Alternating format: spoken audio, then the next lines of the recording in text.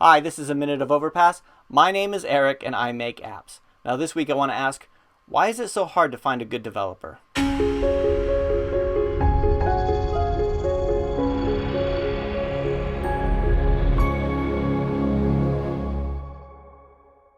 Okay, so this week I've been doing a lot of interviewing. I'm looking for a couple people to join the Overpass team.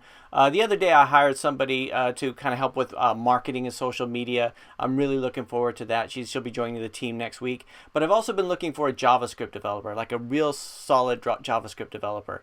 And it's been hard to find. Now, I'm not talking about somebody who, they do some WordPress and they could do some validation on the form. I'm looking for more of the more recent Node.js, AngularJS, and specifically to work with the Ionic framework.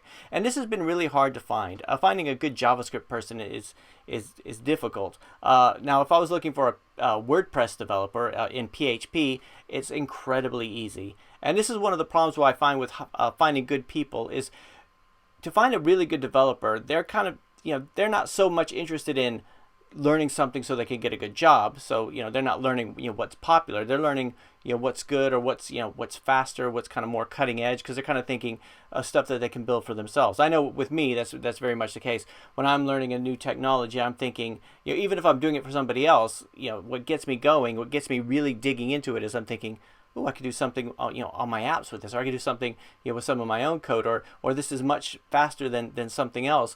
And a really good developer will not just go to work and code. They'll actually go home and code, or they'll even while they're doing, they may be working on PHP in the day, but at night they might be working on some other cutting edge technology. And those kind of people are really, really hard to find. I call them the players in the industry, people who are really interested in the technology and really interested in the creative side of things and really building things up. So I haven't found anybody yet. There's one guy that I'm just sort of doing some background checks on, and we may be bringing him on next week. But if you're hiring a developer, this the kind of things to look for is you need to find somebody who's looking at the cutting edge. Even when I'm hiring somebody for one skill, like say C#, which is pretty mainstream, I might ask about something that's relatively new. If it's a Microsoft job, in the Microsoft sphere, and just to find out if they're doing the background reading or if they kind of know what's going on, if they're aware of what's going on in the industry. It's really hard to find good people. I would say less than 20% of all developers out there are really any good.